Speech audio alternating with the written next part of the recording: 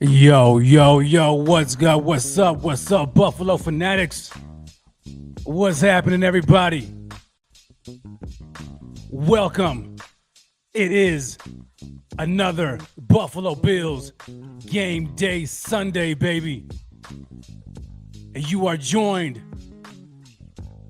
by myself, Mr. Rev, Rated Rev himself. You guys hop on in here.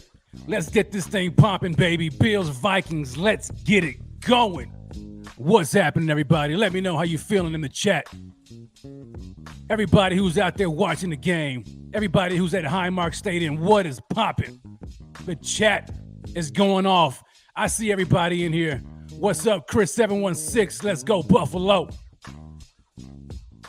James, what's good, Rev? What's good, baby?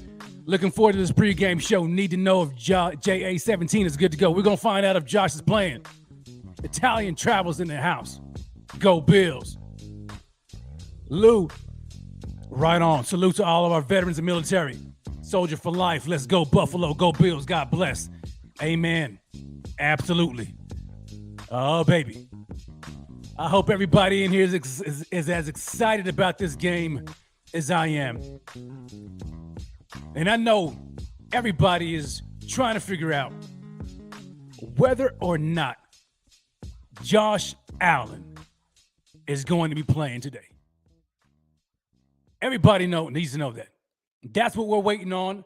We're all trying to decide, trying to figure that out right now. Matter of fact, this just came through the wire. So I see a notification from Yahoo Sports. It says Tre'Davious White out. But quarterback Josh Allen, he's in, baby. Josh Allen is in.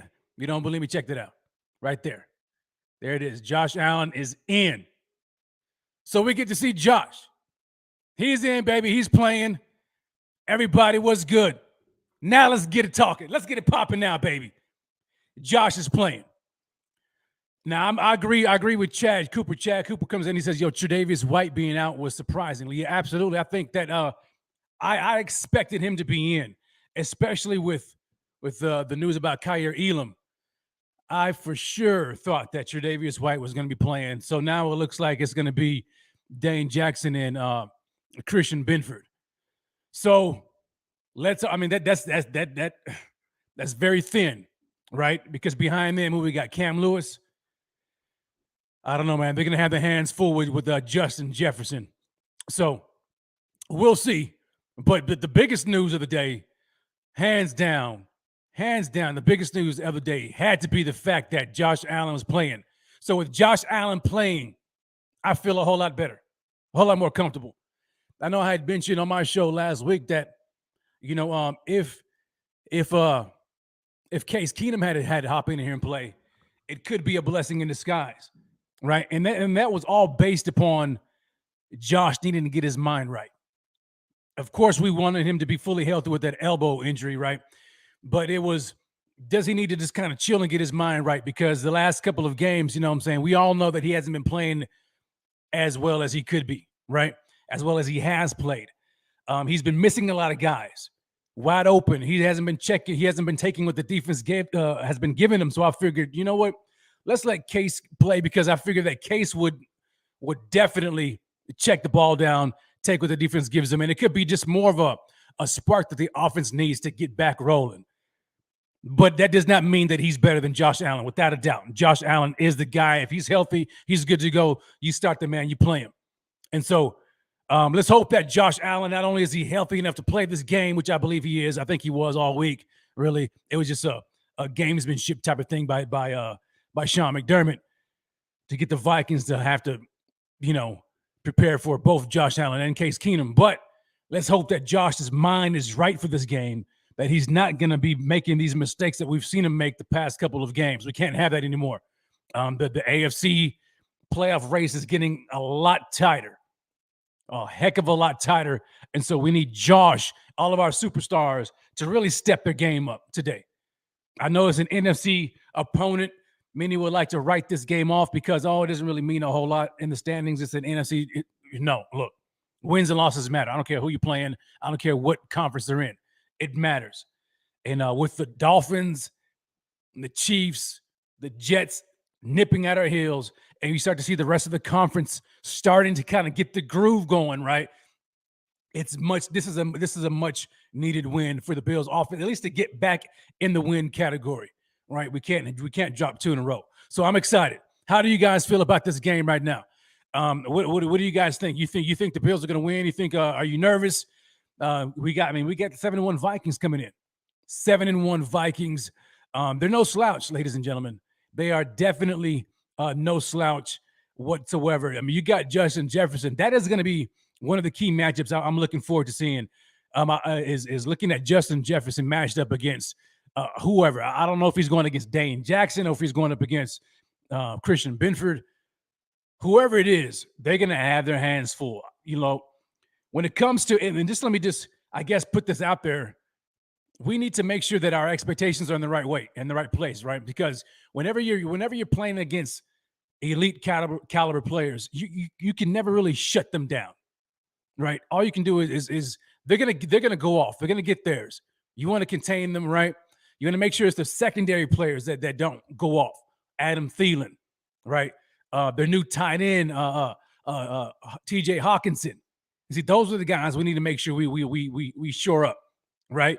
Justin is probably going to get his. I don't see Dane Jackson or the likes of Christian Benford really shutting him down or slowing him down, especially when Jordan Poyer's not playing, right? And we already don't have Micah Hyde. So the safeties, it's going to be thin back there. It really is. I want to know if Dean Marlowe is going to get the start. I see somebody already talking about Dean Marlowe. Put him in the chat. Where's it at?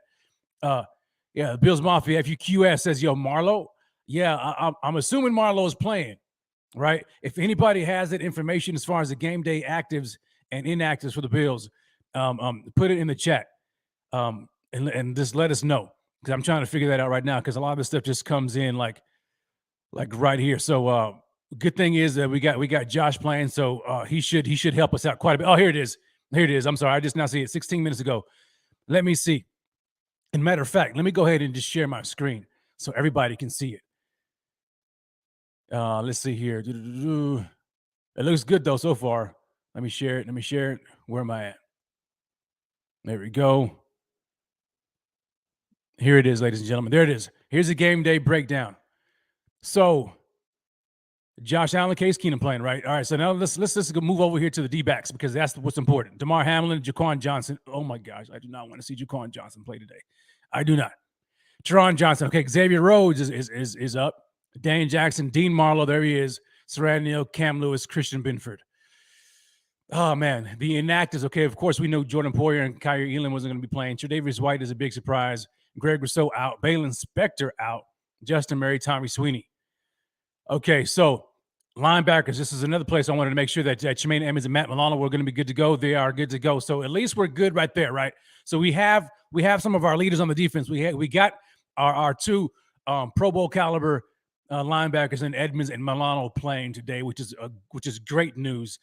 And so I think that Milano is going to be able to slow down T.J. Hawkinson. So that's going to be good. This is where I'm concerned right here.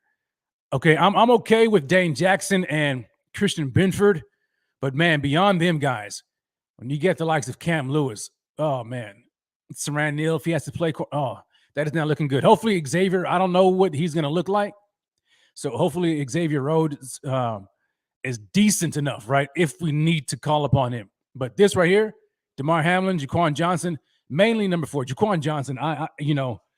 Let's hope that Dean Marlowe gets a start. Okay, I'd feel much better with Dean Marlowe and DeMar Hamlin than I would Jaquan Johnson and DeMar Hamlin. I do not want to see Jaquan Johnson on the field outside of special teams. I'm sorry, but it is what it is. I've seen enough of him whiffing, missing tackles, too slow, can't cover. I don't want to see that today, especially not against this team right here with the weapons that they have on offense. Receivers, so we're going with 5 today: McKenzie, Shakir, Gabe, Stephon, and then Jake Kumaro. What I need to see is number 13 step the heck up.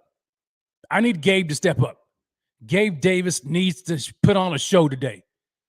I went on record last week on my show, and I really let him have it, man, because he was on my put up or shut up list from last week. Gabe has been MIA. Outside of big plays, he does nothing for this offense so far this year. And we cannot have it, especially from a guy who is supposed to be our number 2 wide receiver opposite of Stephon Diggs. I need them to do something with the slot position right here. I want to see Khalil. I don't know about you guys. I'm in the chat, those who are watching. I want to see more Khalil Shakir. I do.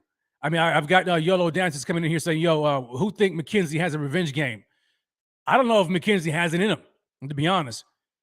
I don't know if he has it in him. I think I've seen enough for me personally to say, you know what, let's go with the rookie. Let's let Khalil Shakir have more snaps. Let Isaiah McKenzie get back there, return some kicks along with where's he at? Nyheim Hines. And sprinkle McKenzie in, and those gadget plays, those end rounds, those quick hitters that we've seen the last couple of years or the year prior. But I want Shakir in. I want Diggs, Davis, and Shakir, my top 3 guys at the wide receiver position. That's what I want. Now let's look at the running backs. So we got Nyheim Hines going to be playing. Duke Johnson is getting the call up, so this is going to be good. Maybe. And along with Devin Singletary, James Cook, maybe we start to see more passing game out from the running backs. Because if we've elevated Duke Johnson, and then we're going to have him along with Nyheim Hines, of course, Motor Singletary and James Cook, could this be the game in which we see a lot more receiving targets out of the backfield with Nyheim Hines, Duke Johnson, and James Cook? Like, that can be an additional dangerous weapon for Josh Allen. Especially underneath. I think we're going to see a lot of Josh Allen dump offs this game. I don't think he's going to stand in the pocket and look down the field a whole lot this game, which is good because he needs to get his mind right. He needs to get in a quick rhythm. And what better way to get in a quick rhythm than throwing it to these guys like Nyheim Hines, Duke Johnson, and James Cook? We will see what happens as the game progresses, but I definitely am looking forward to that. I saw Bobby says, yo, we need Boogie to step up today. Man, 100%, because without Greg Rousseau playing, we're going to need him, right? Where's it? Where's the D-line? Am I missing it? Here it is. All right, so we got Vaughn, Boogie, AJ, Epinesa, and then Shaq Lawson. Got to have big games, man, from Boogie and the likes of Epinesa and Shaq. Man, we only got 4. I don't know, man, with that rotation, hopefully these guys are able to, because that's thin. Because if we miss, say for instance, hypothetically speaking here, say for instance we miss some guys. Say somebody gets injured, who are they gonna bring in, right? Because if they're only dressing 4 defensive ends, you have to look at the defensive tackle position. Like man, we're thin. We are incredibly thin. So let's hope that nobody gets injured here, man. Let's hope that doesn't happen. I want to see, looking at the defensive tackles, man. I need to see Ed Oliver step up. I need to see Oliver step up. He was, again, last week on my show, he was on my put up or shut up list on the defensive side of the ball because Ed Oliver has been MIA. I don't know where he's been. I get it. He was injured earlier in the year, but come on, man. This is a former first-round draft pick, number 10 overall. Sean McDermott handpicked Ed Oliver, right, to be his 3 tech, to be his gap penetrating, get in the backfield, tackle for loss, defensive tackle. And for some reason, this year, it just hasn't been the case with Ed. And so I need that, man.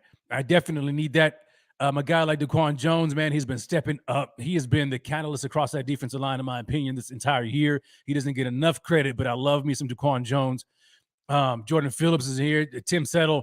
These guys are going to do what they do, man. But I need Ed to step up. Anybody else that you guys think need to step up? Now, who needs to put up or shut up, especially in this game? Because it's going to be a good game. The Vikings are no pushovers. I know many people will say, you know what, man, who have they played? They played who's on their schedule, and they're 7-1. You know what I'm saying? I mean, you can't really take that away from them. I know they've had a lot of, like 6 games, other games that they've won have been very close games. I think by like 6 points have been like, there's 1-score games, right? And so, but hey, that lets us know, rather than looking at the negative side, that lets us know that this team knows how to close out games. When their backs are against the wall, they know how to close out games. So the Bills need to make sure that they're on their A game today, because I think that this Vikings team is going to be in it, especially when they have Justin Jefferson, Adam Thielen, TJ Hawkinson, Dalvin Cook. Yeah, we need it. And you know who we need a big game from? Right here. The edge and the defensive tackles. The defensive line needs to have a huge game, because the past, 6 quarters, they have been gouged in the run game.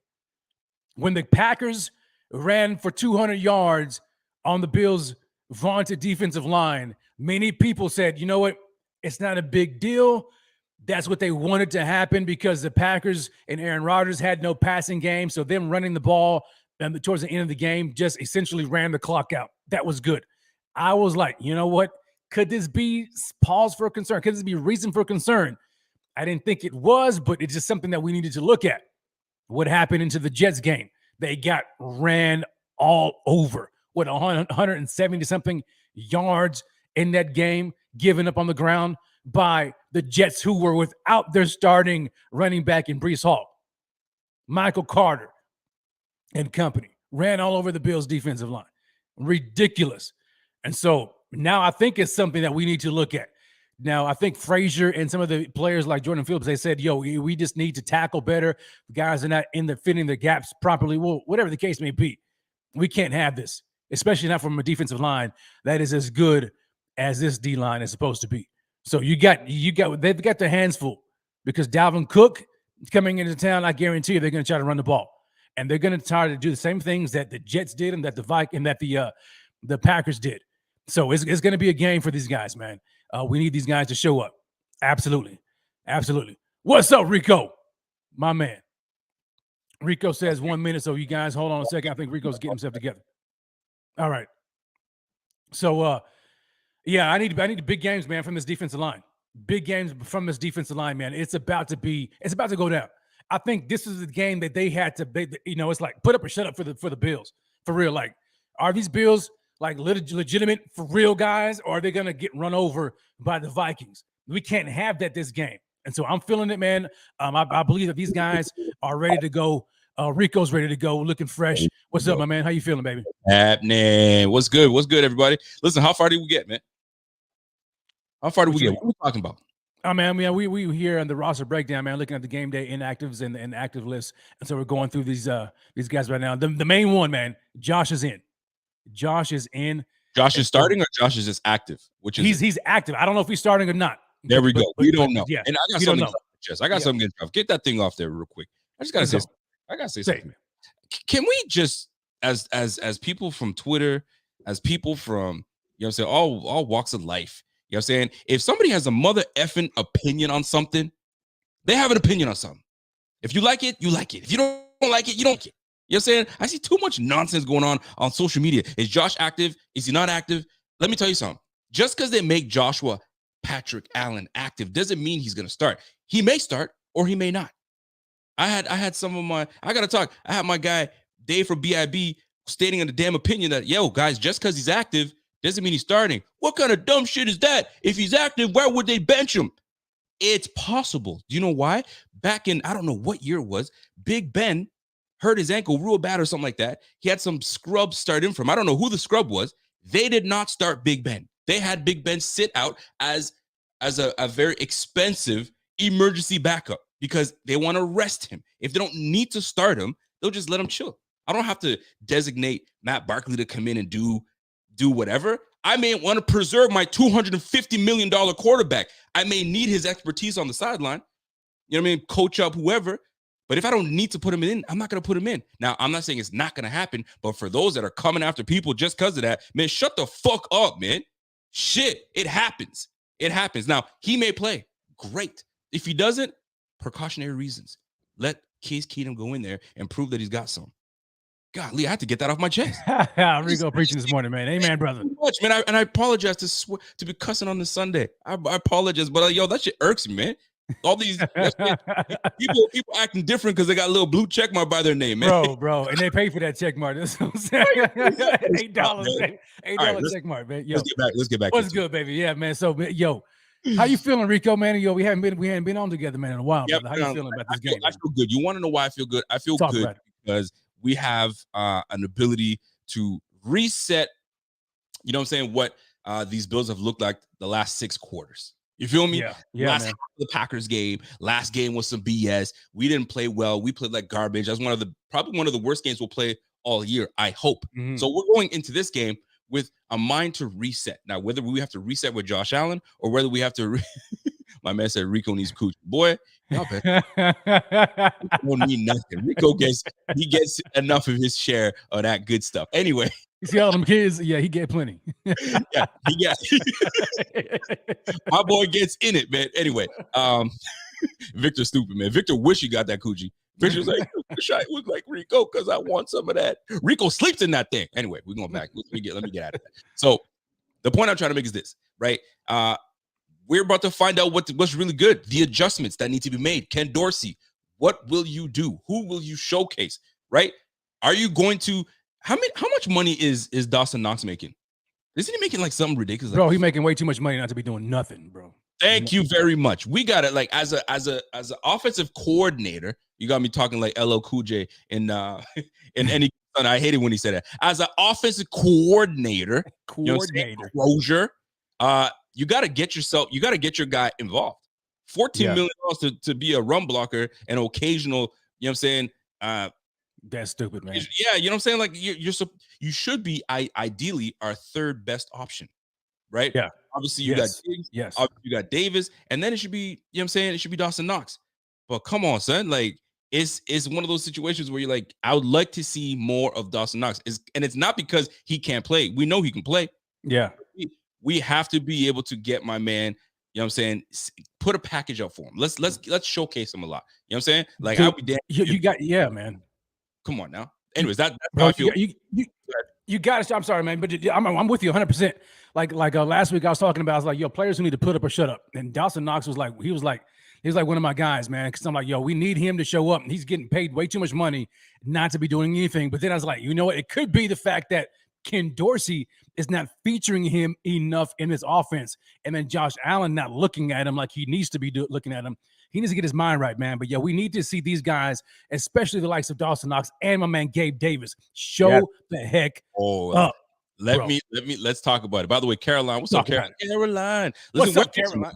Your man, I told your man to come through, and I guess he's going to the game. So I guess he's going to the game. Now I don't want to get my man in trouble if he says, Caroline, I'm going to the game, but I'm really somewhere else. He's probably going to game. He's probably Z-Bot is a guy that's like last minute looking for tickets, and he's going to look for the cheapest ticket to get to the game. Him and Pops are probably going. So Z-Bot, if you're not going to the game, though, get your ass on screen, boy. Anyway, get it on there, baby. You want to bring on Kevin? Yeah, let's bring on Kevin. Kev, you ready? You good to go? He's good to go. Yo, what's up, Kev? Kevin, that mustache, man. I'm trying to get you. I'm getting used to it. Yo, shave that shit, Kevin. You saw with the peer pressure that Josh Allen felt about that growing that stash. Everyone said, "Yo, get rid of that shit," and he's shave it today. But look at I know. Kevin so heavy. If we lose today, I'm gonna have to shave. I already had some people tell me like your stash is bad luck. So it all rides on the stash today. I've gotten a ton of nice compliments. So listen, this guy, he said it all rides on the stash. What you ride? What's riding on that stash? He said it all rides on the stash. Well, you better stop. This is a PG show. But you stupid. I just got it. I'm on one today. Anyway, we talking about right now the roster right now, and we're talking about obviously Josh Allen being active, but we don't know if he's going to start or not. chances are he may start. Who knows, right? It makes sense. And if we know Josh, the competitor, he ain't sitting out. He's gonna want to play. And he's gonna tell coach, man, coach, with all due respect, I'm playing. You feel me? So we'll see how that plays out. But here's my question for y'all. Did you guys realize how many running backs we have active today? Did you guys count that? I don't know. Six? Yeah, we touched on it, bro. Yeah, I was touching on it earlier. I'm like, yo, this is crazy. 6 backs. 6 active freaking RBs, man. Like what? And the worst part is we may not even use them. we got 6 active RBs, we're not even using them. Oh my goodness. You know, man, I was mentioning, I said, hey man, this, if you look at the backs that are active, I mean, we get Nyheim Hines, Duke Johnson. It may be the time when we see them actually getting some passes out of the backfield. Josh Allen may, or whoever's playing, may get that look. It may. How do you feel about that, Kev? We're going with 6 RBs. I don't know if Rev, you got that the screen, but if you can put it back up, see. I'll put it back up. Yeah. So we're looking at the active roster. We're looking at who's going to be in, who's going to be out. Knowing what you know, Kev, who is it that needs to step their game up? And let's just say Josh is playing, and you know Josh is going to do what he's supposed to do. But who do you feel like needs to showcase themselves today? That really needs to, you know what I'm saying? You know what I mean? Show the world and show Bills Mafia, okay, I'm still around and I'm going to make a play today and I want to be a difference maker. So who is it that, and I'm going to switch it. Who do you need to be the difference maker today? Not who is, but who do you need to be the difference maker? I think every single slot receiver and running back, because whether Josh plays or not, I need to see those guys step up. Because I don't know if you guys saw that stat that I had in my article this past week, but behind Diggs, there is no production. None. Diggs has tripled the amount of receptions than the next wide receiver on this team. The next leading receiver is Devin Singletary with 24 catches, followed by Dawson Knox with 20, and then Isaiah McKenzie with 20. Gabe Davis has 18 catches on 38 targets, which is a 48.6% catch rate, which ranks 92nd out of 96 out of all qualifying wide receivers. That is garbage right there. So I need everyone, not named Josh Allen or Stephon Diggs, to step up. I'm sorry to be so general, but we got to get more production. No, it's true, man. I think if Case Keenum's playing, you're going to want to go to those guys for the dump offs, right? Like we want to see McKenzie. We want to see Shakira. I heard you talking about that, Rev. Dawson Knox, where is he? The big paid tight end. We got to get him going. All these running backs, Nyheim Hines, Duke Johnson, give me some screen passes. How about that? So I think if Case plays, there you go. There's your game plan. But if Josh plays, I want to see him do the same thing because A, I don't want him to make his arm worse. And B, that's what the Jets were doing last week with the 2 high safeties. And I don't know if Ken Dorsey wasn't calling the right plays or if Josh wasn't recognizing it, but the middle of the field open all day long, and they just totally abandoned it. Yeah. You are not wrong with that, Kev, and you're absolutely right. These guys are going to and that's why I said it in my last show. Ken Dorsey's going to have to prove himself, and this is no slight on Ken Dorsey because I think he's done a fantastic job. But now that you're facing adversity, potentially no Josh Allen, this is where the microscope is going to be on Ken Dorsey. How is he going to open up this offense? Who is he going to utilize? What packages is he going to make for people? And who is he going to challenge? You know what I'm saying? It takes a coach to challenge his guys. All right. Well, I'm challenged. I need somebody to accept that damn challenge. Challenge accepted. All right. Who's coming with it? And my man Pierre says he came in and says, hey, man, Kevin came in with them facts. Well, here's another fact for you, which I don't like about these Bills. The Bills right now, do you know where we rank in turnovers this year, guys? You guys know? Talk about it. Pretty bad. We rank. We are at the bottom of the league, or top of the league, if you will, when it comes to turnovers. We are top 5 turnover teams in the league. That is unacceptable, and we're amongst the likes of teams that have no business making playoffs. So right now, we can't have it. I think we're at 13 freaking turnovers. The league leader is 17 freaking turnovers. And the Rams are up there. We're not anywhere near playing like the Rams, and we're turning the ball over way too many times for my liking. So we've got to step our game up and not turning the ball over. We have to maintain the football. We can't give it away to these guys. This league is too damn good. You got players that are too damn good and coaches that are too damn good that are going to allow you to give up the football and still allow you to win. Yes, the Bills are really good, but we got to stop the turnovers, man. Josh, right now, I think the last hands down. Turned the ball over way too many times for my liking. I'm not a fan of it. So we really need to step our game up heavily. Not only that, and speaking of turnovers, man, the Vikings are +6 in the turnover differential. So they're top of the league. They're I think 4th in the league.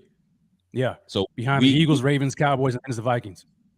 We can't give up the football like that. We can't give up the football. And can we talk about something else that I'd love to speak on? I saw this circulating, and we can take the game day roster down. I saw this circulating around the league, around social media, and I don't know why and who decided to even put that. Even my man Rev even touched on it a little bit. Now I don't know if it was because you're touching on other places, but I think I saw Rev touch on it. But Isaiah McKenzie, for some reason, you have people out there saying, deactivate Isaiah McKenzie and make him inactive, get him off the field because he's not playing up to par and so on. Who else is playing up to par other than Diggs? So you're gonna make Gabe Davis inactive? You're gonna make Dawson Knox inactive? Why all of a sudden? I mean, I swear we're so picky and choosy when it comes to the guys that want to show love. Well, call me picky and choosy, man, because I don't want to see McKenzie, bro. Like, I don't mind him being active. I just want to see more Shakir.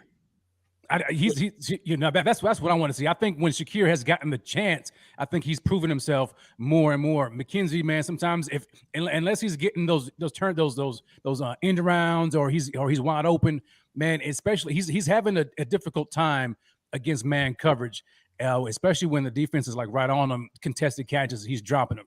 I want to see somebody who's a little bit more reliable than McKenzie. I like my guy a little dirty, but I would rather see some more Shakir.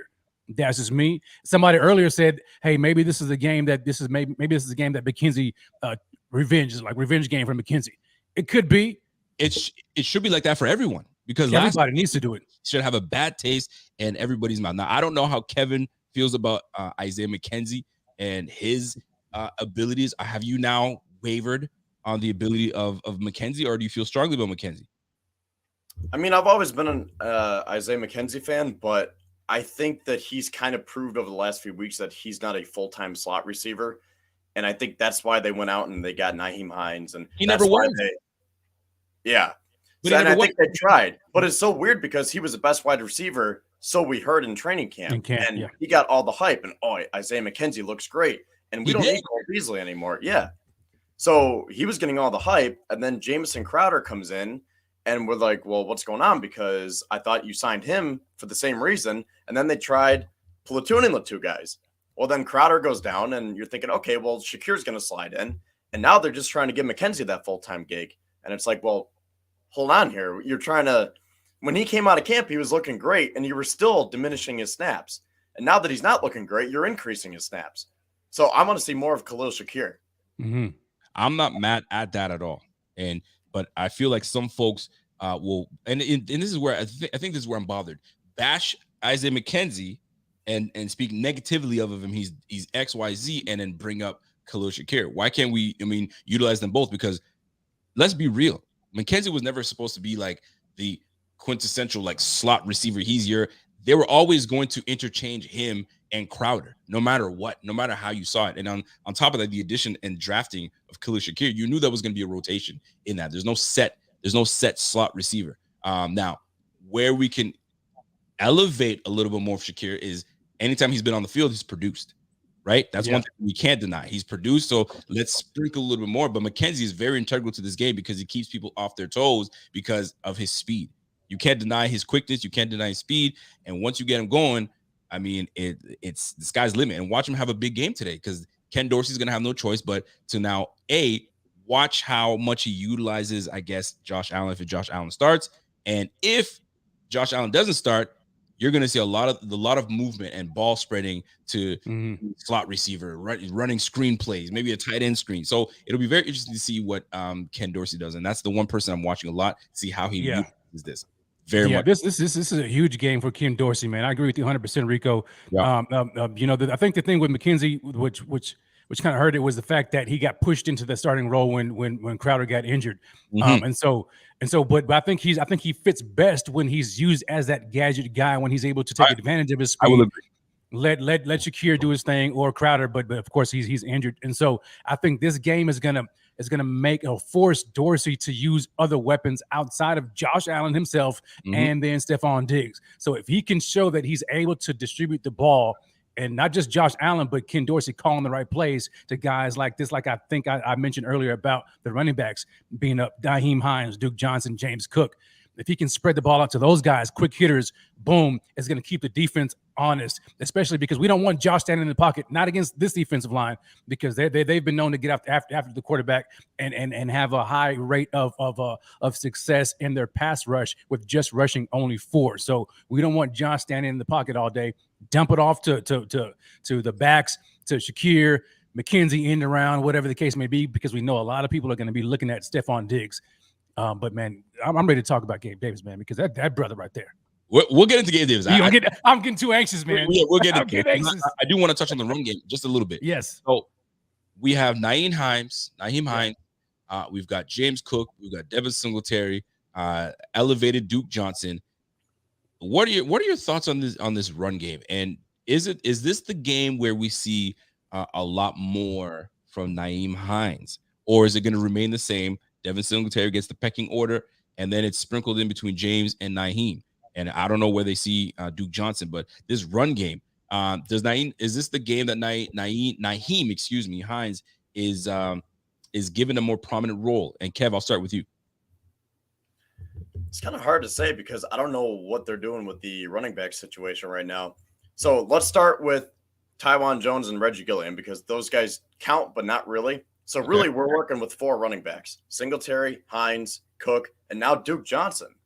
So that's why I'm almost wondering, going back to the Isaiah McKenzie chat, if they tried to diminish his snaps and they put someone like Hines in the slot, and then you slot in Duke Johnson to the Hines role and catch passes out of the backfield. So I'm wondering if Isaiah McKenzie and Khalil Shakir take that backseat role due to these running backs, because someone's going to have to take a drop they're going to have to diminish in the depth chart. And if you're going to elevate Duke Johnson, man, it's just tough because there's so many playmakers, but there's only one ball. That's why the importance of having a smart and creative offensive coordinator comes to play, right? How I mean, every game is a different game plan. Vikings have a decent, actually a very good defense. Actually, Vikings have a solid defense. So we're about to see how creative our guy's going to get now. And I agree with Gregory Harley. I think Mr. Duke Johnson was more brought in for special teams purposes, in my opinion, because why would you displace a guy you traded for to make him a slot receiver? And that's just my opinion, to solely make him that. And when you have a capable McKenzie, a capable Shakir, so very interesting on how they move their roster around. But we've been challenging that roster for a long time. What, they have this guy active and they have that? Like, what's going on? But we'll see how this plays out. Now, let's get to Josh Allen talk, and then we're going to get into the receiver talk, because that's in their work itself. Is it the right move to activate Josh Allen based on what we know, based on what we've read, based on what the experts have talked about, and based on what the Bills have put out? Would you have sat Josh Allen for precautionary reasons, or listen, man, we're in this for the championship? Get your ass in there and play. Rev, I'll start with you on how you feel about it, and then Kevin will obviously move on to you. Yeah. So the whole thing for me with Josh Allen was predicated upon how healthy he was with that elbow. If it's healthy and there's no chance for him to, I guess, re-aggravate it in the game, then play him. But I was fine. And I know a lot of people are, would hate this take, but I was fine with them sitting Josh Allen and starting Case Keenum for this game because of that matter. You want to protect him. He's, like you mentioned earlier, the $200 million asset that you got to protect from himself, because he's going to tell you, Coach, I'm ready to go. Put me in, tape it up, throw a strap on, whatever. I'm good to go. But you have to look out for him and his best interest going forward. I think that, granted, we need to get in the win column, but we have to look beyond this game. This is about the longevity of the season. We still have a lot of football left to play. God forbid something were to happen to Josh Allen in this game and he misses multiple games. You know what I'm saying? And so we don't want that to happen. And I also thought that for this reason, that it might have been a good game for Josh, not only to nurse his injury, but to get his mind right. Because when we look at these last 6 quarters, he just has not looked like himself. He's been missing guys. He's been missing guys wide open underneath, forcing balls into Stephon Diggs. It just hasn't looked good when you look at the tape. And so I'm like, you know what? If Keenum gets the nod, I think that he's going to play differently than Josh, obviously, because they're different skill sets, right? I think Keenum will be the guy who will distribute the ball, get the ball out of his hands quickly, take the check down, the dump off, what the defense gives them to get the offense in a rhythm and kind of create that spark while Josh is on the sideline rehabbing and watching to get his mind back right. Because I think that if he were to play, it's going to be a lot of pressure for him to have to, all right, Josh Allen's back in the game. I got to prove to everybody that I'm okay, that I'm that guy. I'm coming back from my 2 poor game performance, but against a 7-1 team who ain't playing. You know what I'm saying? So it's a lot of dynamic. I would have been cool with just like, Josh, you just sit here on the sideline. It was cool, man. Don't worry about it. We're going to be all right. It's a long season. We want you here for the long haul. But if he's ready to play, I don't see any reason why they won't start him. But I'm perfectly fine with Keenum starting this game. I like it, and I'm gonna let's go to Kev. Kev, do you agree with this with Rev's sentiments on how potentially they'll deal with Josh, or are you, man, play that dude, man, stop playing. How do you feel? I'm okay with Case Keenum starting, but I'm more on the side of if Josh can go, because this kind of ties into another situation that I don't know if we want to get into yet, but over the last few weeks, we've seen the Bills slow play everything, and everything that they do is with the Super Bowl in mind. They make decisions based on February, and that's all fine and dandy. But you look at Matt Milano last week with that oblique injury. I thought he could have went. Now, I'm not there, but Sal Capaccio was, and he said he was watching him warm up, and he looked fine. Then the inactives come out, and he's not playing. Right. So I don't want to say that the Bills get complacent and say, oh, it's just the Jets. Oh, it's just the Steelers. We can rest these guys. But from the outside in, that kind of looks bad because Matt Milano was a difference last week. We could not stop the run, and Matt Milano is a great run defender. And that leads into Trey White because we were supposed to see him on Halloween Eve, October 30th. It's the 13th now. He's not playing this week. That bleeds into next week. We might not see him next. Who knows at this point? So then what? It's going to be November 20th, the 24th on Thanksgiving into December. Like, what's going on here? So I think there's that fine balance between trying to get these guys on the field so we can win now, but also trying to win in the future for February. Yep. So I guess long story short, if Allen can go, because I'm starting to get a little ticked off that we're not seeing Trey White. I'm with you. Well, listen, man, to bring back Trey White, it's a fine line because they say he's ready day to day. But like, are we in a rush to bring him back? Maybe this might be the game because of what Kyer Elam's going through. But don't forget, we still have Benford, we still have Dane Jackson. So there isn't really an imminent rush to get him back. But I think we're more anxious to see him back. But you want to see a truly 100% Trey White, not a 98% Trey White. And then he's got a little bit of, trepidation a little bit. We want him fully ready to go. So we'll see how that plays out. Now, a tweet just came out from Sal Capaccio, actually, about 4 minutes ago. He says, Josh Allen just led the offense skill position players onto the field for pregame warmups. He took a few snaps from starting center Mitch Morse, now throwing the ball as he normally would to receivers. So still no clear indication. But, if Keenum was starting, I think we'd see a lot more Keenum activity. But, nobody's really watching Keenum. They're watching for Josh. You know what I mean? They're trying to find out what's going on with Josh. So, speaking of Josh, let's just say Josh is playing, right? Diggs is going to get his. He's got over 850 yards receiving. He's got, I think 9 touchdowns this year. Am I reading that correctly? Is that how much he's got so far? Diggs? I could be wrong, but I think I may have misread something, but I just stopped and scrolled my thing. But anyway, and he's doing very well this year. We know he's going to get his 7. What is going on with the rest of the crew? We need, and you guys know exactly what I'm getting at, and let's get to it, man. Number 2 receiver, my man Gabe Davis. And Gabe Davis has been silent the last couple games. He's more silent than we'd like him to be. Do we need him to really get his act together and really, all right, let me be him as well, right? We already know Stephon Diggs is him, but like Gabe Davis, are we to be concerned with Gabe Davis's play the last couple games? Kevin, let me start with you. Are you concerned, or man, it's par for the course, man? He'll get his in. How do you feel? I think he will get his in, but it is concerning based on that stat that I read. Actually, I didn't even read it. That was just from the top of my memory when I came on. But yeah, that stat is pretty mind-boggling right there, considering Gabe Davis was supposed to be the big number 2 this year. Now, I will say, I think a lot of teams are game planning against Gabe Davis, because I had someone on our space. I can't remember if it was a Kansas City game or the Tennessee game. I want to say Tennessee. And they said our plan going into the week was to stop Gabe Davis, because Diggs is going to get his. He's wide receiver 1. There's no stopping him. You can slow him down, but you're not going to stop him. If you can stop Gabe Davis and prevent him from taking the top off your defense, then you have a good shot. So I think a lot of teams are game planning around Gabe Davis now, because they've seen what he's been able to do. And then you look at the Pittsburgh game a few weeks ago, and I think that's why you're seeing a lot of that too high safety look.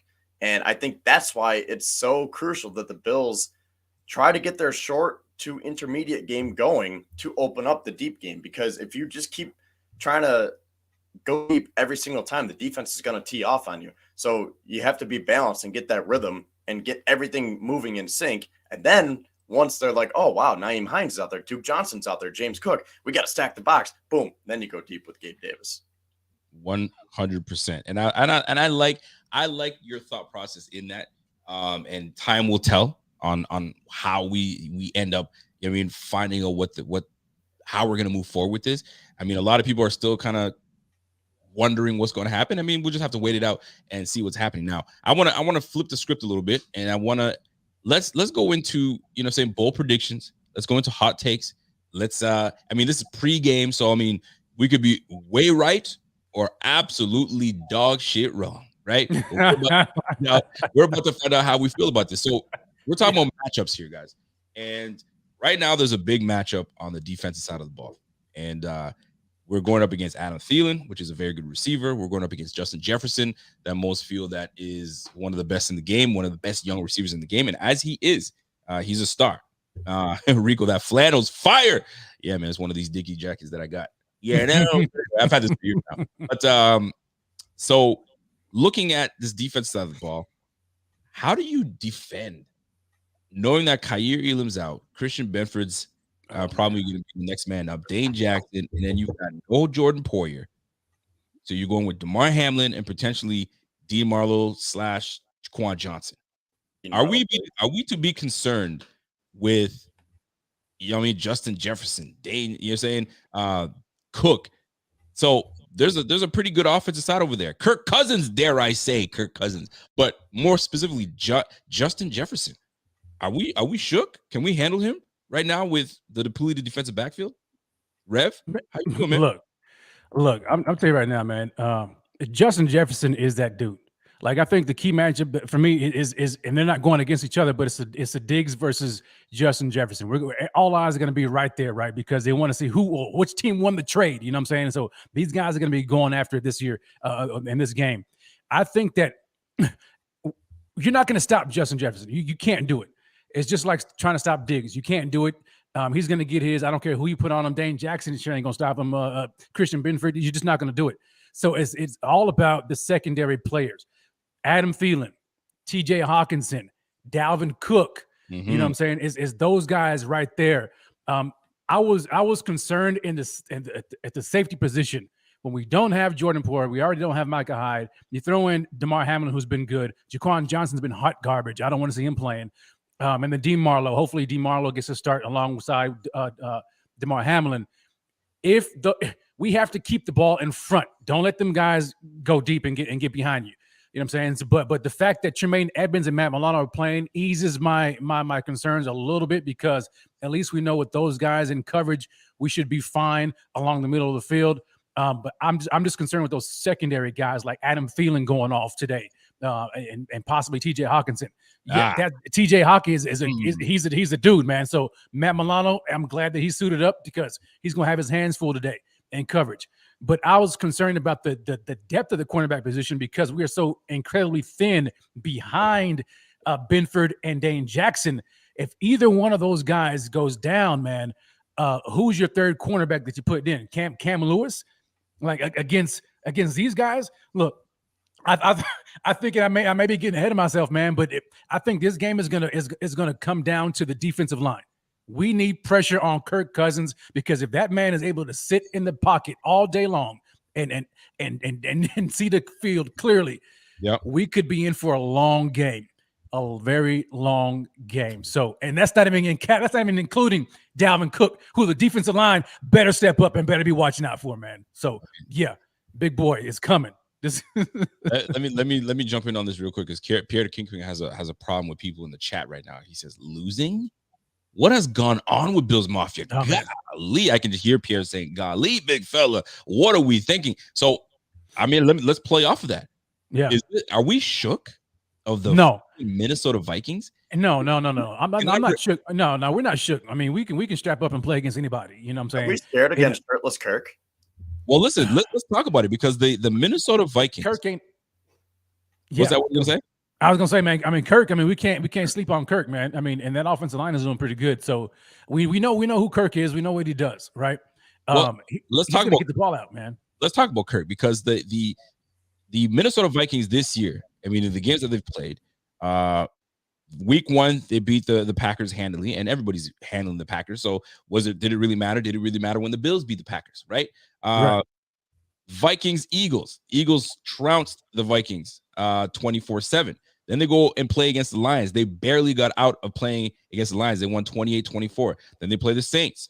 They beat the Saints 28-25. And the Saints are nothing really special. They got some key players out there, but nothing really special. No Michael Thomas, and no really big threat. I mean, Andy Dalton. Does Andy Dalton scare you? Does Taysom Hill scare you? None of the above. Then they go against the Bears. They barely got out of it with the Bears, 29-22. The Dolphins, they beat the Dolphins 24-16 without Tua. Tua makes a big difference on that squad, right? Cardinals, 34-26. Cardinals are whatever. That's without DeAndre. Actually, DeAndre came back that game, I believe. And then they beat the Commanders 20-17, and they barely got out of that game. So a lot of these games are close wins, but are we shook of this team? Really? Are we thinking that the Vikings are going to come in and come in on our turf and upset us? No, I don't think we're shook at all. We're not scared of anybody. But I do think that we need to have, like McDermott would say, have a healthy respect for our opponent, right? I mean, 7-1. And I spoke on this earlier. The fact that they've won six of their wins have been close games lets me know, regardless of who they're playing against, lets me know that they have the ability to close out games. They can keep it close, and in the end, they have what it takes to win those close games. And so if they're able to keep the Bills in a close game towards the end of the fourth quarter, it may be something to look at. I'm not afraid of it, but we know the book. We've seen the book so far the past couple of weeks, what teams have been able to do. They've been trying to keep Josh Allen and the offense off the field, run the ball, right? Eat up clock, win the time of possession battle, go for these long drives down the field, score in the red zone, keep the offense up, and that's how you keep games close. What has been the key contributing factor to that? The Bills' defensive play against the run. When you have the likes of the Jets putting up 170 yards on the ground, Green Bay Packers putting up 200-plus yards on the ground, you got Dalvin Cook coming into town. They better fix this issue right now. You know, I almost said something I shouldn't have said, but they better fix it right now, man, because, look, Dalvin Cook, Michael Carter ain't Dalvin Cook. You know what I'm saying? And so that man is coming. And so we have to make sure that we stop them, because if they're able to run the ball, that lets me know that they're going to kill the clock, keep the Bills offense off of the field, and try to keep the game close into the end, because they know they have a team who's been able to win close games. So I'm not shook, but the Bills better come with it today. Well, let me put this before I put it on Kevin. Listen, Scott Blakely's not lying, man, because we sat here and we said that we are gonna wax the Jets. The Jets, I said that. Ish, right? Zach Wilson, man, he's too busy. You know what I'm saying? X, Y, Z. And Michael Carter ain't gonna do now. Like, what receivers do they have out there? We heard it all. And they came out and punched us in the mouth, and we had no answers. And we were talking like a big mess. And like my man Scott Blakely said, which I respect very much, he says, well, the player's been cocky for a few weeks now. Podcasts, commercials, and they play like crap for 6 quarters. What makes you think that we're going to show today? And we don't know, right? have no Did idea. we learn from our mistakes last week? Did we make adjustments? No, we made no adjustments. Now, we had a whole week to kind of get our act together, but a lot of this week has been on the Josh Allen watch, right? What are they going to do? And we don't know what they've been doing. So we'll see how that plays out. Now, Vikes fans, my man James FX90. What's up, James? James says, hey, Vikes fans, see you on the post game. Let's hope that you keep the same energy when we beat the brakes off you with our practice squad. See, and this is what irks most fans, because we sit here like we're going to do it. And Pierre de Kingpen hates when I say fans, because he's like, what, fans? I'm like all the rest of the fans. But bitch, yes, you are like one of the fans. You acting like you're scared of the Vikings. Well, did you not see the last 6 quarters of football the Bills have played? Have they looked like the real Bills? So this is a big test. And we're about to find out if we learned something, right? When you get in trouble from mom and dad and they go out and tell you, okay, now go do what I asked you to do. And let's see if that ass whooping that I gave you, did you learn something? You know what I'm saying? So the Bills got their ass whooped, and we're about to find out if they learned anything. Kevin, will the Bills show that they learned something from the last 6 quarters of football, more specifically against the Jets? Will they showcase that today? Yes, and trying to encapsulate everything that we just talked about over the last 5 minutes, I think the Bills are going to play the Viking style of football based on what we were talking about with how they learned, or I hope they learned, that can't just go deep and take their opponents too lightly. I think that opening 42-yard pass to Diggs on the first play of the game last week was almost bad juju, because then the Bills are like, oh, well, this is going to be open all day. And then it wasn't. And they kept going back to it. So right. I think that they learned that they need to utilize the middle of the field and the short game. And especially maybe that's a blessing in disguise with Josh's elbow, because now they're like, okay, Josh, like we need to play conservative today. Just work our offense, move the chains, and we're going to trust our defense. Because going into the week, I was like, man, this is shaping up to be a Tyrod game where he's going to manage the game, he's going to keep you in it, and then you're going to rely on your defense to win. And I think we're going to see that today, but it's Josh Allen, so there's going to be more production than with Tyrod. Now, going to the question, do the Vikings scare me? Mm-hmm. I wouldn't say they scare me, but you definitely have to use caution, because this is a team that's averaging 24 points a game. They are allowing 20. So, those are decent numbers. Yep. The Bills are better, but still, take it with a grain of salt. But anytime you have Justin Jefferson, that's obviously a threat right there. So I just think that it's going to be a dogfight today. And I don't think it's going to be one of those games where it's like, oh, we're going to go put 40 points on them. No, I mean, the Vikings are going to grind it out. Mm-hmm. And I think the Bills are going to have to they're going to have to play the Vikings kind of game. And I think we're going to be looking at like a similar game to last week, like 2017, something like that. I'm with you. And here, and this is for those that are very, for guys like my man Pierre, that's in the comment section right now. Yeah, bring that back up, man. Yeah, hold on. Let me. So Pierre's like, yo, bump all this pity talk, man. We're blowing the brakes off these Vikings, and this is what happens. And then Pierre's gonna be watching the game, and he's gonna be taking a lot of shots, and he's gonna be saying a lot of things. You know what I'm saying? With being upset if the Bills don't do what they're supposed to do. You know what I'm saying? So you better make that drink that you can be sipping on today. Make it strong, my big fella. Make it strong. Rico, I got one other thing. Yeah, wait, hold on. Let me get the super chat in, and then you get on there. Yeah. Scott Blakely comes in and says, we need a dairy farm, not a milk carton. So no adjustments on both sides of the ball, and it has been ridiculous. Players not doing their 111. Get focused and bring fury and F the loss. You know what I'm saying? I think F those losers. Or F and lose. Yeah. Or fury. Yeah, we're going to F and lose. So we don't want that. So shout out to my man Scott Blakely. He's a lizard man. F a freaking milk carton. It's the freaking dairy farm. The whole team is on a dairy farm. So hopefully we can bring it back to just a milk carton, and we go from there. Kev, what did you have something to say? You want to jump on there? Yeah. So I knew I was going to forget something and all that. So as much as I was saying that the Vikings do have decent numbers, they have Kirk Cousins playing at a high level, Justin Jefferson, Dalvin Cook, they have some explosive weapons. Let's not forget that the teams that they played here, more specifically the quarterbacks. I know we were talking about their previous schedule. Now, they have won 6 games in a row by 1 score. And whether that's good coaching, good playmaking, or just a little bit of luck, who knows? But they have faced 3 backup quarterbacks in that span. And there might have even been another one in there. I guess technically 2 if you want to count Teddy Bridgewater and Skylar Thompson against the Dolphins. Who was the quarterback for the Saints? Was that Andy Dalton's game on October 2nd? Does it matter? No, Tyson Hill, Andy Yeah, Dalton, exactly. Andy Dalton and then Taylor Heineke with the Commanders. So, yeah, it's impressive that they're 7-1. But again, look at the opponents that they're playing and look at the quarterbacks that they're playing too. And then it's like, yeah. Just a breaking news. I just got to jump in the breaking news right now. Adam Schefter. I hope this is the real one because I don't want to get trolled here.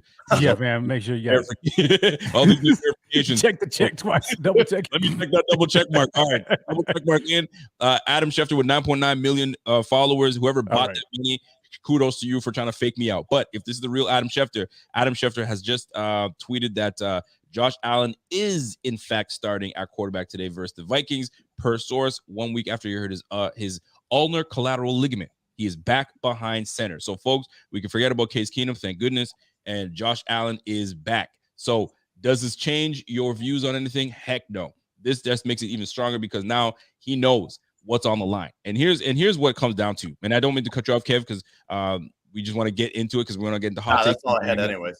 So here's the deal. At the end of the day, don't forget, Josh Allen knows what's at stake here. Bills fans, Bills team, management knows what's at stake. We're 6-2. The Dolphins are 6-3. The Jets are 6-3. The freaking Patriots are 5-4. We have all winning records in the AFC East. We can't afford to lose a game because now we're just in the mumble jumble of the AFC. The AFC is already a mess altogether, and the biggest mess is right now in the AFC East, and we cannot. We've already lost 2 divisional games. We can't afford to lose more games. We just can't. So we can't do it. So I can understand why Josh Allen would come in and say, yeah, I'm good. This elbow is great. It's strong. Let's get it popping. And I'm not about to sit here and lose to the freaking Kirk Cousins Vikings. And Kirk Cousins, every away game, I don't know if you guys have seen it. I put it on my Twitter. He gets on. They keep making him put chains on, and he's dancing and showing off his wrist. You know what I mean? They make me do it every time we win on the road. Well, bitch, this is where it stops. You ain't winning on the road today. We need these Bills to show up. Now, here's the deal, though. Yeah. We need to showcase what we've learned. Keys to this game. Don't turn the ball over. That's number one, man. I can't. That's the number one key. Yes. The only key. Don't freaking turn the ball over. I don't want. Oh, we should run the football game. We should do this. Don't turn it over. We'll be exactly what we need to be, exactly who we are by not turning the ball over. We get uncharacteristic when we turn the ball over, and now we're getting the defense back on there, tired as heck, and now we're right back into a hole. We just can't have that. Keys to the game for me is not turning the ball over. Rev, give me your keys to the game because we're going about an hour in, and I want to get to a few more points, so we got to get in and out of these points. Keys to the game and keys to victory in this game. Yeah, I agree with you on the no turnovers. We need to score offense. We need to score points in the red zone beyond the second half. In the second half, the Bills have 6 points in the last 6 quarters in the second half of these games. When you look at the Jets second half, you look at the Packers second half, 6 combined points. I need them to get off of their script in the first half. When the second half comes around, put up points, not field goals, points. Let's go. Keys to the game. Kev. I'm going to go a different route here. I know you're talking about him earlier, Rev, but I need to see something from the defensive tackles today because first of all, the Bills have been shredded in the run game. Second of all, I want to see some pressure from those guys up front to make it hard on Kirk Cousins. Now, listen to these stats real quick. I know we're up against time, but Ed Oliver, 9 tackles, 0 sacks this year. He has a market value of $14.8 million. Now, I know he's missed time. Same with 3 games. What was it 3 games he's missed? Yeah, 3. I think he's played 5 games. Yeah. Daquan Jones, 17 tackles, a half a sack. Jordan Phillips, 12 tackles, 1.5 sacks. Shaq Lawson, 10 tackles, 1 sack. Now, again, these guys have missed time, but really, come on. I need more than just 10, 12 tackles and a half sack here, a half sack there. I need to see pressure from the front 4 today, specifically the D tackles. Like it. I like it a lot. We're going to move on to the next point. We got hot takes. Give me a hot take, Rev. What do you think is going to happen? And I'm talking about hot. I'm like, people are going to look at me like, yo, that's too hot for me to touch. I'm done. I can't do that. What do you got? Hot take. All right, hot take. The little brother James Cook is going to outperform big brother Dalvin Cook. Did I take it? I was about to go. Take it. What are you gonna say? Yo. We know this has been a key matchup that nobody's really been talking about, man. But we got the Cook versus the Cook brothers, and I think little James is going to outperform his big brother. You know what I'm saying? You know, big brother want to put the little brother in the noogie. You know what I'm saying? But I think little James is going to do it. He's going to do his thing, man. Yeah. He's going to do his thing. He's going to outperform his brother today. I like it. Hot take. Kev, give me a hot take, baby. What do you got? Xavier Rhodes revenge game. He's going to come in and make a big play. I wasn't even thinking about that. Yeah. Xavier Rhodes comes. He's going to make a big play. Maybe it's a strip. Maybe it's a special teams play. Takes it back for 6. It's a freaking fumble, pick 6 type of thing. I like it. Game-stealing interception. Yeah, I like it. You know what? Hot take for me. And I don't know if it's hot, but it's hot enough for me. Josh Allen goes for 480 yards passing today and 5 touchdown passes. I think he goes off to say, this elbow, what elbow? What elbow? He's going. He's ready to go and light it up. So hot take: 480 yards, 5 touchdown passes, and we go off. Let's go to bold prediction because there's hot, and then there's bold. Hot is just like, yo, come on, like that's too hot for me. Bold, it's possible. You know what I'm saying? It's testy, but it's possible. What do you got for bold prediction, Kev? I'll start with you. Duke Johnson over 50 receiving yards. Oh, I like that. Okay. Duke Johnson gets on the playing field and he does what he's supposed to do. Bold prediction. Oh man, this is tough, man. Let me think about this one. Okay, as you think, go ahead. Get in there. Offensively, Nyheim Hines is our best runner today. He's going to supplant Devin Singletary in today's game. I think he's going to get hot. I think he's going to get more touches than Devin Singletary. And then there's now a controversy for who becomes RB for weeks to come. That's my bold prediction. Who knows? It's possible, but who knows how it's going to go down? But that's my bold prediction. What do you got for bold prediction, big fella? All right, let me go on the defensive side of the ball, and let me back it all the way back to the safety position. My bold prediction is Dean Marlowe is going to be the star of the game on the defensive side of the ball. Coming back, first game back with the Bills, he's going to be the star. He's going to let everybody know, hey, this is why you brought me back right here. I'm going with an interception, a couple of passes defensed, and he's going to make people question whether or not we should re-sign Jordan Poyer next year. Damn. Okay, you went deep on that one, boy. I did. I was like, what? Okay. I may have went a little too far. I don't know. But it's out there now, baby. It's out there now, baby. A little too bold. People don't like my hot take when I said Josh Allen's going to go for 480 yards. There's a hot take for a reason, people. Hot. Right. Too hot to handle. You feel me? So last but not least, man, score predictions. Score predictions in this game. And now this is where we can become realistic, right? We went for hot takes. Yeah. I'm saying hot takes. You know how hot takes go. And then there's bold predictions, right? And bold predictions is just very close to hot take, but more on the realistic side. Now, but here's realism. Bold. Yeah. So let's go to our score prediction. What is it that you got, Rev? Score prediction for today's game. Now, today's game, let me preface a little bit. I understand just looking at pictures on Twitter and looking at pictures on Facebook. It's gray.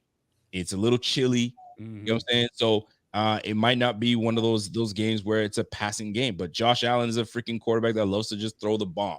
So you just never know. You know what I mean? So some guys can step up, but it's a great game. Josh Allen's come back off of injury. What do you got for score prediction, man? I'm going 24. I'm going 24-17 Bills.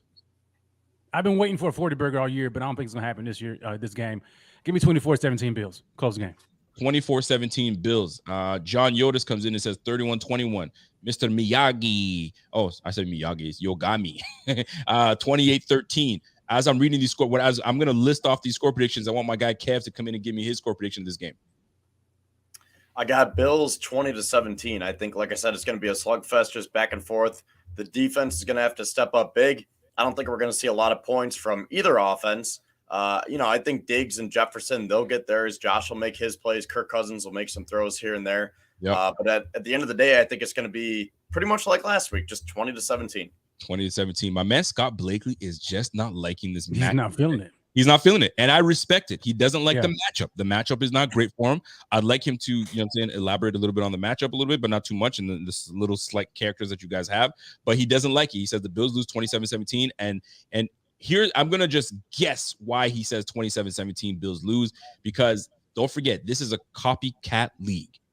And what the Packers showed us was that take away and bracket Diggs and put your number one corner on Davis, then the offense is all out of sorts. And then the Jets did that. They put their best corner on Davis and they bracket Stephon Diggs, and we ended up losing the game. So maybe he doesn't like that matchup. But that's Scott Blakely. Everybody else is like 38-13, 27-21, 34-20 Bills. Pierre's got a 40 burger, 40-10 Vikings. So listen, it's cool, man. Listen, for me, we need this win. And that's why I think we're going to win this one. We need the win. I just can't see us losing it, because I tell you right now, we are Bills fans, not the team. Oh, man. Bills fans and content creators. We're going to implode. We're going to implode. We're losing our shit. Everybody calm down. No, there's no calm down. Because now we're going to be looking at what's going on in the AFC East. Now we're going to be looking at, holy crap, that game, that bye week that we want so bad is slipping out of our grips. And now when we do make the playoffs, because I feel that we are going to make the playoffs and no question about it, we got to go back to Kansas City, right? Why not host it? So we need to keep our foot on the pedal as much as we can. With Josh coming back, he can't hurt the elbow anymore. That's what they're saying. So we need to really show up. But it's a copycat league. So what I need to see is my guy Ken Dorsey make the adjustments in order for us to really learn from our mistakes and go from there. What's Scott Blakely saying? Yo, Scott says, because our team is milking cows and feeding chickens. He says, I'm not feeling they've shaken. I hope I'm wrong so bad. Hey, listen, I hope you're wrong as well, but I know where you're coming from, Scott. I know where you're coming from, and I hope I explained myself well for you in that regard. We've got to show that we've learned something. So listen, folks, Pierre is about to jump on. I know he says, you give me enough time so I can get warmed up and all that stuff. So folks, Run D needs to show up. You absolutely freaking right. Run D needs to show up. They just need to just shake off what the hell they've been doing the last 6 quarters. That's all. There's a whole lot of questions this game. Will Dorsey adjust? Which Cook brother will shine tonight? Which receiver is going to shine? Will it be the teacher or will it be the rook? I mean, I can't call him the rook anymore. Justin Jefferson, or is it the vet that they got swapped for each other? Which one's going to have a better game? Will Josh Allen look the same? Is he going to look rusty? We're about to find out what's really good with this Bills game today. I didn't make a score prediction because I hate score predictions, but I'm going to make one anyway. Bills need to win this one, and I think we win this one 35 to 17.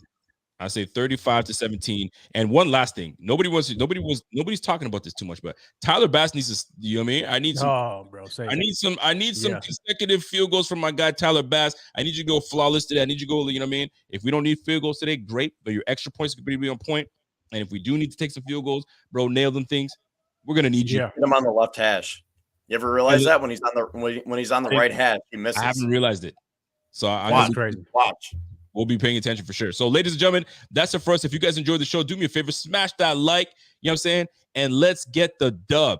We need that W. We need to, you know what I mean? It'd just be nice for us to go 7-2 instead of 6-3. We just can't be with the like of the Jets and the Patriots and the Dolphins. The Dolphins are already talking enough shit. You know what I'm saying? Because they feel like they can't be stopped, and this, that, and the third. Now Tua's an MVP chatter. You know what I'm saying? Oh, man. He's now out of MVP chatter because of the last 2 games that he's had. So we need a lot of things to work in our favor. And then we need to go from there, man. Gabe Davis, step it up. Step it up. Run game, step it up. O-line, step it up. Josh Allen, stay safe. Defense, get after it. You know what I'm saying? But that's it for us, folks. Bills, we got to get this, man. Let's get this win, man. And last words from Kevin. Kevin, last words from you. Kevin was like, what? Oh, I thought it was that last question. I was like, no, last word from Kevin.